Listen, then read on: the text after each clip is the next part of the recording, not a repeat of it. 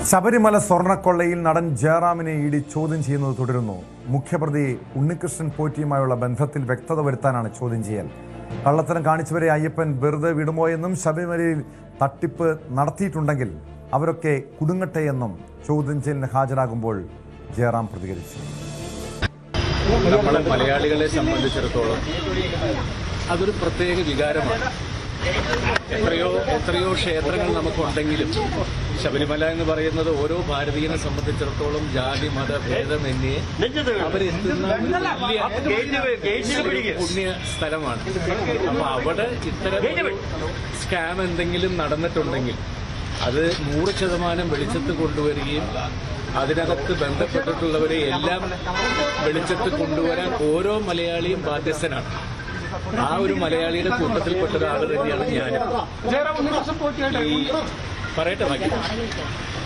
ഈ കഴിഞ്ഞ 10-38 വർഷക്കാലം കേരളത്തിനകത്തും പുറത്തുമുള്ള എത്രയോ ക്ഷേത്രങ്ങളിൽ പലതരത്തിലുള്ള പൂജ, അല്ലെങ്കിൽ ആനയെ നടക്കിരത്തില് ആനക്കൊട്ടിൽ സമർപ്പണം, നട സമർപ്പണം, അല്ലെങ്കിൽ അത്തരത്തിലുള്ള പൂജ കാര്യങ്ങൾ, ഇതിനൊക്കെ ആദ്യം ക്ഷണിക്കുന്നത് എന്നെയാണ്. ഞാൻ കഴിവതും പോകാറുണ്ട്. അത്തരത്തിലാണ് ഇതുമായിട്ട് ബന്ധപ്പെട്ട ആൾക്കാരും എന്നെ പൂജയ്ക്ക് വിളിക്കുകയും ഈ നട കൊണ്ടുപോകാൻ വേണ്ടിയിട്ടും ഇതിനൊക്കെ എന്നെ പല പ്രാവശ്യം ഇവർ വിളിച്ചുകൊണ്ട് പോയിട്ടുണ്ട്. അപ്പോൾ ഇതിന്റെയൊക്കെ പിന്നിൽ കള്ളത്തരങ്ങൾ എന്തെങ്കിലും നടന്നിട്ടുണ്ടോ എന്നുള്ളത് അന്വേഷിക്കാൻ ബഹുമാനപ്പെട്ട കോടതിയും ബന്ധപ്പെട്ട ആളുകളും എല്ലാം ഇതിന്റെ പുറകിലുണ്ട്.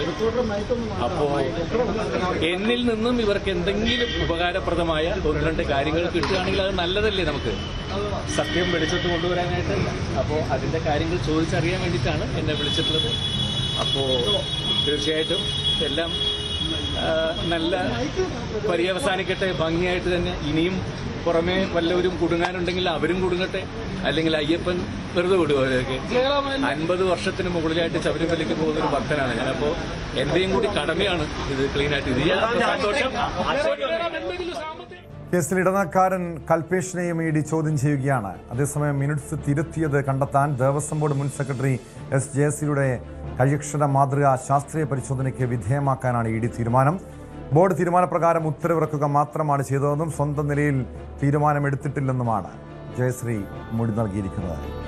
വിവരങ്ങളുമായി കൊച്ചിയിൽ നിന്ന് നവമി ദിനേശ് ചേരുന്നുണ്ട്. നവമി, ശബരിമല സ്വർണ്ണക്കൊള്ളയിൽ ഇഡിയുടെ അന്വേഷണം പുരോഗമിക്കുകയാണ്. അതിനിടെയാണ് നടൻ ജയറാമിനെ ചോദ്യം ചെയ്യാൻ വിളിച്ചു വരുത്തിയത്. ചോദ്യം ചെയ്യൽ ഇപ്പോഴും തുടരുകയാണോ? എന്തൊക്കെ കാര്യങ്ങളായിരിക്കും ജയറാമിൽ നിന്നും എൻഫോഴ്സ്മെന്റ് ഡയറക്ടറേറ്റ് ചോദിച്ചറിയുക?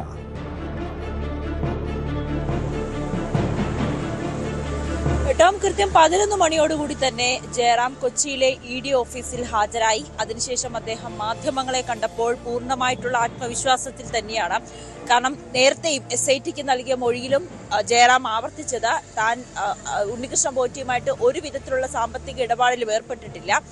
ഈ ഉണ്ണികൃഷ്ണൻ പോറ്റിയെ ശബരിമലയിൽ വെച്ചാണ് പരിചയപ്പെട്ടത്. അങ്ങനെയാണ് സുഹൃത്തുക്കളായത്. വർഷങ്ങളായി ശബരിമലയിൽ പോകുന്ന എല്ലാ മകരവിളക്കിലും സ്ഥിര സാന്നിധ്യമാകുന്ന ഒരാളും കൂടിയാണ് ജയറാം. ആ ഒരു ഘട്ടത്തിൽ ജയറാമിന്റെ വീട്ടിൽ ഒരു പൂജ നടത്തുകയും ആ പൂജ സംഘടിപ്പിച്ചത് ഉണ്ണികൃഷ്ണൻ പോറ്റിയാണ്. അതിൽ ഏറ്റവും പ്രധാനപ്പെട്ട കാര്യം ശബരിമലയിലെ പുണ്യമായിട്ടുള്ള പല വസ്തുക്കളും ഉണ്ണികൃഷ്ണൻ പോറ്റി ജയറാമിന്റെ വീട്ടിലെത്തിച്ച് അവിടെ വെച്ചാണ് പൂജ നടത്തിയത്. ആ ചിത്രങ്ങൾ പുറത്തു വന്നതിന് പിന്നാലെയാണ് ഉണ്ണികൃഷ്ണൻ പോറ്റിയും ജയറാമും തമ്മിലുള്ള ബന്ധത്തെക്കുറിച്ചുള്ള അന്വേഷണത്തിലേക്ക് SIT കടക്കുകയും ചെയ്തത്. ജയറാം അതിന് കൃത്യമായി സഹകരിക്കുകയും ചെയ്തു. ആ ചോദ്യം ചെയ്യലിൽ അല്ലെങ്കിൽ ആ ഒരു മൊഴിയെടുപ്പിൽ ജയറാം പറഞ്ഞത് ഇതിലൊരു സാമ്പത്തിക ഇടപാടുകൾ നടന്നിട്ടില്ല, ഉണ്ണികൃഷ്ണൻ പോറ്റി ഇത്രയും വലിയൊരു തട്ടിപ്പുകാരനാണെന്ന് തനിക്ക് അറിവുണ്ടായിരുന്നില്ല, ഒരു സുഹൃത്തുക്കൾ മാത്രമാണ്, ഇത് വീട്ടിലെത്തിച്ചു കഴിഞ്ഞാൽ ഒരു ഐശ്വര്യം വരും എന്നത് പറഞ്ഞുകൊണ്ട് മാത്രമാണ് ജയറാം ഉണ്ണികൃഷ്ണൻ പോറ്റിയെ വീട്ടിലേക്ക് വിളിച്ചു വരുത്തി അത്തരത്തിലൊരു പൂജയിലേക്ക് പോലും കടന്നതെന്നാണ് ജയറാം SITയോട് ആവർത്തിച്ചു പറഞ്ഞത്. പിന്നീട് അദ്ദേഹം അത് മാധ്യമങ്ങളോടും പ്രതികരിച്ചു. ഇന്നിപ്പോൾ ED ഓഫീസിലെത്തിയപ്പോഴും അത് തന്നെയാണ് ജയറാം പറഞ്ഞുകൊണ്ട് ED ഓഫീസിലേക്ക് കയറിയത്. എന്തായാലും ചോദ്യം ചെയ്യലിപ്പോൾ പുരോഗമിക്കുമ്പോഴും ED പ്രധാനമായും ചോദിച്ചറിയുന്നത് ജയറാമും ഉണ്ണികൃഷ്ണൻ പോറ്റിയും തമ്മിലുള്ള ബന്ധം അത് എത്തരത്തിലെന്നാണ്. മറ്റൊന്ന്, ഉണ്ണികൃഷ്ണൻ പോറ്റിയുമായി ഏതെങ്കിലും തരത്തിലുള്ള സാമ്പത്തിക ഇടപാട് ജയറാം നടത്തിയിട്ടുണ്ടോ, ഏതിന്റെ അടിസ്ഥാനത്തിലാണ് ഇങ്ങനെ ശബരിമലയിലെ ഇത്രയും വിശേഷപ്പെട്ട വസ്തുക്കൾ വീട്ടിലെത്തിച്ച് ഒരു പൂജ നടത്തുക എന്നൊരു കാര്യത്തിലേക്ക് എങ്ങനെയാണ് എത്തിപ്പെട്ടത്, ഉണ്ണികൃഷ്ണൻ പോറ്റി തട്ടിപ്പുകാരനാണെന്ന് ജയറാമൻ അറിഞ്ഞിട്ടുണ്ടായിരുന്നു. ഇതൊക്കെ കാര്യങ്ങളായിരിക്കും കാര്യങ്ങളായിരിക്കും ജയറാമിൽ നിന്നും ചോദിച്ചറിയുക. എന്തായാലും ജയറാമിനെ സംബന്ധിച്ച് നേരത്തെ അദ്ദേഹം മാധ്യമങ്ങളോട് പ്രതികരിച്ചതുപോലെ തന്നെ 50 വർഷത്തിലേറെയായി ശബരിമലയിൽ എത്തുന്ന ഒരു വ്യക്തി കൂടിയാണ്. അതിനൊക്കെ അപ്പുറത്തേക്ക് നിരവധി അമ്പലങ്ങളിലും ഇത്തരത്തിൽ പ്രധാനപ്പെട്ട ദിവസങ്ങളിലൊക്കെ പോകുന്ന ഒരു വളരെ ഭക്തനായിട്ടുള്ള ഒരു വ്യക്തിയാണ് ജയറാം. ഇത് ശബരിമലയിൽ ഇത്രയും അയ്യപ്പന്റെ സ്വർണം കട്ടിട്ടുണ്ടെങ്കിൽ അവരാരായാലും പുറം ലോകം അറിയണം, അവർക്ക് തക്കതായിട്ടുള്ള ശിക്ഷ നൽകണം. അതിനുവേണ്ടി തന്നാൽ കഴിയുന്ന രീതിയിൽ അത് അന്വേഷണ ഉദ്യോഗസ്ഥരെ അല്ലെങ്കിൽ ഹൈക്കോടതി ആയിക്കോട്ടെ തനിക്ക് അറിയാവുന്ന കാര്യങ്ങൾ അവരോട് പറഞ്ഞ് ഈ അന്വേഷണത്തോട് സഹകരിക്കുമെന്നാണ് ജയറാം പറഞ്ഞത്. എന്തായാലും ഇക്കാര്യങ്ങളായിരിക്കും പ്രധാനമായും ജയറാമിൽ നിന്നും ഇഡിയും അന്വേഷിച്ചെടുക്കുക. അതോടൊപ്പം തന്നെ മറ്റൊരു കാര്യം, കൽപേഷും ഇന്ന് ഹാജരായി എന്നുള്ളതാണ്. ഇന്നലെയായിരുന്നു കൽപേഷിനോട് ഹാജരാകാൻ ഇഡി ആവശ്യപ്പെട്ടത്. പക്ഷെ ഇന്നാണ് കൽപേഷ് എത്തിയത്. ഈ ശബരിമല സ്വർണ്ണക്കൊള്ളയുമായി ബന്ധപ്പെട്ട് ഉണ്ണികൃഷ്ണൻ പോറ്റി ശബരിമലയിൽ നിന്നും കൊണ്ടുപോയ സ്വർണം അത് ചെന്നൈയിലുള്ള ഒരു സ്മാർട്ട് ക്രിയേഷനിലേക്കാണ് കൊടുത്തത്. അവിടെ നിന്നും ഈ സ്വർണം വേർതിരിച്ച ശേഷം പാക്കറ്റുകളാക്കി ബെല്ലാരിയിലുള്ള ഗോവർദ്ധന് കൈമാറുന്നുണ്ടായിരുന്നു. അങ്ങനെ ആ സ്വർണം എത്തിക്കുന്നതിന് വേണ്ടിയിട്ടുള്ള ഒരു ഇടനിലക്കാരനായിട്ടാണ് കൽപേഷ് പ്രവർത്തിച്ചത്. കൽപേഷ് മുംബൈ സ്വദേശിയാണ്. കുറച്ച് വർഷങ്ങളായി തന്നെ ചെന്നൈയിൽ ഇത്തരത്തിൽ ജുവലറിയിൽ കേന്ദ്രീകരിച്ച് ജോലി ചെയ്യുന്ന ഒരു വ്യക്തി കൂടിയാണ്. അങ്ങനെ കൽപേഷിലേക്കുള്ള SITയുടെ ചോദ്യം ചെയ്യൽ നേരത്തെ തന്നെ കഴിഞ്ഞിരുന്നു. പക്ഷേ കൽപേഷിനെ ഇതിൽ പ്രതി ചേർത്തിട്ടില്ല.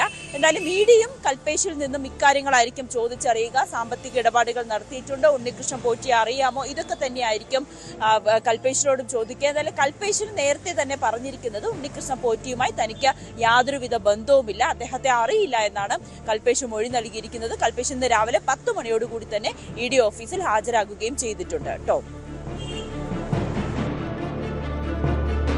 തീർച്ചയായും നവമി, അതോടൊപ്പം ഈ കേസിലെ കൂടുതൽ പ്രതികളെ ചോദ്യം ചെയ്യാനുള്ള നീക്കത്തിലേക്ക് ഇഡി കടന്നിട്ടുണ്ട്. ഇനി ആർക്കൊക്കെയാണ് ഇപ്പോൾ നോട്ടീസ് നൽകിയിരിക്കുന്നത്, ചോദ്യം ചെയ്യലിന് ഹാജരാകാനായി നോട്ടീസ് നൽകിയിരിക്കുന്നത്? ഈ വരും ദിവസങ്ങളിൽ കൂടുതൽ ആളുകളുടെ ചോദ്യം ചെയ്യൽ ഉണ്ടാകുമോ?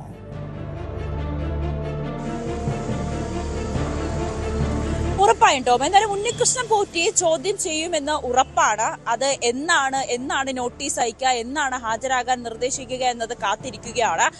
അതോടൊപ്പം തന്നെ ഈ കേസുമായി ബന്ധപ്പെട്ട് നിരവധി പേര് ഇപ്പോഴും ഇഡിയുടെ പ്രതിപട്ടികയിലുണ്ട്. നിരവധി പേർക്ക് ഇഡി നോട്ടീസ് അയക്കും എന്നാണ് നമുക്കറിയാൻ സാധിക്കുന്നത്. SIT ചോദ്യം ചെയ്ത അല്ലെങ്കിൽ ഈ കേസുമായി ബന്ധപ്പെട്ട് ജയിലിലാക്കപ്പെട്ടവരെല്ലാവരെയും ഇഡി ചോദ്യം ചെയ്യാനുള്ളൊരു സാധ്യത നമുക്ക് തള്ളിക്കളയാൻ കഴിയില്ല. ഉണ്ണികൃഷ്ണൻ പോറ്റിയെ ചോദ്യം ചെയ്ത് കഴിഞ്ഞാൽ ഒരു അറസ്റ്റ് അടക്കമുള്ള കാര്യങ്ങളിലേക്ക് കടക്കുമെന്ന് ഏറെക്കുറെ ഉറപ്പായിട്ടുണ്ട്. മുരാരി ബാബുവിനെ ഇഡി ചോദ്യം ചെയ്തു, ശ്രീകുമാറിനെ ചോദ്യം ചെയ്തു, ഇന്നലെ ജയശ്രീയെ ചോദ്യം ചെയ്തിരുന്നു. ജയശ്രീയിൽ നിന്നും ചില വിവരങ്ങൾ പോലീസിന് ലഭിച്ചു. അതിൽ ഉന്നതരെ കുടുക്കുന്ന തരത്തിലുള്ള ഒരു മൊഴി തന്നെയാണ് ജയശ്രീ നൽകിയിരിക്കുന്നത്. ജയശ്രീ പറഞ്ഞതിൽ ഏറ്റവും പ്രധാനപ്പെട്ട കാര്യം, അങ്ങനെ മിനിറ്റ്സ് തിരുത്താൻ തനിക്ക് നിർദ്ദേശമുണ്ടായിരുന്നു എന്നാണ്. നിർദ്ദേശത്തെ തുടർന്ന്, തനിക്ക് മേലുള്ള ഉദ്യോഗസ്ഥരുടെ നിർദ്ദേശത്തെ തുടർന്നാണ് താനൊരു മിനിറ്റ്സ് തിരുത്ത് വരുത്തിയത്. ഉണ്ണികൃഷ്ണൻ പോറ്റിയുമായി ഒരു ബന്ധമില്ല, സാമ്പത്തിക നേട്ടം ഒന്നും തന്നെ തനിക്ക് ലഭിച്ചിട്ടില്ല എന്ന് ജയശ്രീ പറയുന്നുണ്ട്. പക്ഷെ അത് പൂർണ്ണമായും വിശ്വാസത്തിലെടുക്കാൻ ഇഡി തയ്യാറായിട്ടില്ല. അതുകൊണ്ട് തന്നെ ജയശ്രീയുടെ സാമ്പത്തിക ഇടപാടുകളും പരിശോധിക്കാൻ ഇഡി തയ്യാറാകുന്നുണ്ട്. മറ്റൊരു കാര്യം, ജയശ്രീ മിനിറ്റ്സിൽ തിരുത്തി എന്ന് പറയുന്ന അതിന്റെ കൈയക്ഷരവും താരതമ്യപ്പെടുത്തുന്നതിന് വേണ്ടിയിട്ടുള്ള പരിശോധനയ്ക്കായി അയച്ചിരിക്കുകയാണ് ഇഡി ഉദ്യോഗസ്ഥർ. അതിന്റെ ഫലം കൂടി കാത്തിരിക്കുകയാണ്. അതിനുശേഷമായിരിക്കും ജയശ്രീയെ വീണ്ടും ചോദ്യം ചെയ്യാൻ വിളിപ്പിക്കുക. വരും ദിവസങ്ങളിൽ കൂടുതൽ ആളുകളെ ചോദ്യം ചെയ്യാൻ വിളിപ്പിക്കുന്നുണ്ട്. അതിൽ ഉണ്ണികൃഷ്ണൻ പോറ്റിയിലേക്ക് വന്നു കഴിഞ്ഞാൽ ഉണ്ണികൃഷ്ണൻ പോറ്റിയുടെ അറസ്റ്റ് അടക്കമുള്ള കാര്യങ്ങളിലേക്ക് നമുക്ക് ഇഡി കടന്നേക്കുമെന്നാണ് നമുക്ക് സൂചന ലഭിക്കുന്നത്. എന്തായാലും ഇപ്പോൾ ജയറാമിനെയും കൽപേഷിനെയുമാണ് ഇന്നത്തെ ദിവസം ഇഡി ചോദ്യം ചെയ്യുന്നത്. കൽപേഷിനെ വരും ദിവസങ്ങളിൽ ചോദ്യം ചെയ്യാൻ വിളിപ്പിക്കുമോ എന്നതൊക്കെ ഇന്നൊരു തീരുമാനമുണ്ടാകും. ജയശ്രീ, ദേവസ്വം ബോർഡ് മുൻ സെക്രട്ടറി ജയശ്രീ ഇഡിക്ക് നൽകിയിരിക്കുന്ന മൊഴി പോലും ബോർഡിന്റെ തീരുമാനപ്രകാരമാണ് താൻ ഉത്തരവിറക്കിയത്, അതിനപ്പുറം സ്വന്തം നിലയിൽ ഒരു തീരുമാനം എടുത്തിട്ടില്ല എന്നാണ്. ഈ ദേവസ്വം ബോർഡിലെ അന്നത്തെ ഭരണകൂടത്തെ, അന്നത്തെ നേതൃത്വത്തെ ഒരു പ്രതിരോധത്തിലാക്കുന്ന, പ്രതിക്കൂട്ടിൽ നിർത്തുന്നതല്ലേ ജയശ്രീയുടെ മൊഴി?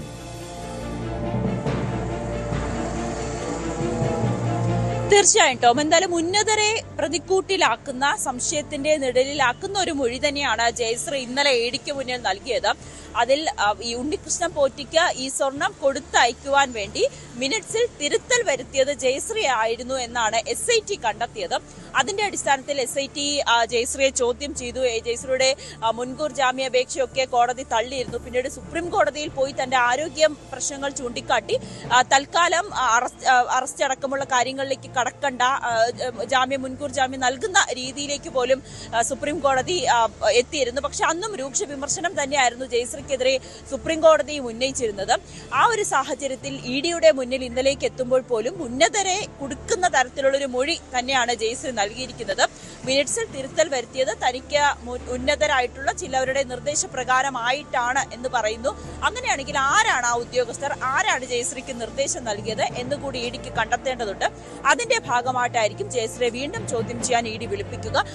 ഒപ്പം തന്നെ ജയശ്രീയുടെ ഈ സാമ്പത്തിക ഇടപാട് ഉണ്ണികൃഷ്ണൻ പോറ്റിയുമായി സാമ്പത്തിക ഇടപാടുകൾ നടത്തിയിട്ടില്ല, അല്ലെങ്കിൽ ഇങ്ങനെ മിനിറ്റ്സ് തിരുത്തിയതുമായി ബന്ധപ്പെട്ട് തനിക്ക് ഒരു സാമ്പത്തിക ലാഭവും ലഭിച്ചിട്ടില്ല എന്നാണ് ജയശ്രീ പറഞ്ഞത്. പക്ഷെ അതും ED വിശ്വാസത്തിലെടുത്തില്ല. അതുകൊണ്ട് തന്നെ ജയശ്രീയുടെ സാമ്പത്തിക ഇടപാടുകളെ കുറിച്ചും ED അന്വേഷിക്കുന്നുണ്ട്. അതും EDയുടെ അന്വേഷണ പരിധിയിലുണ്ട്.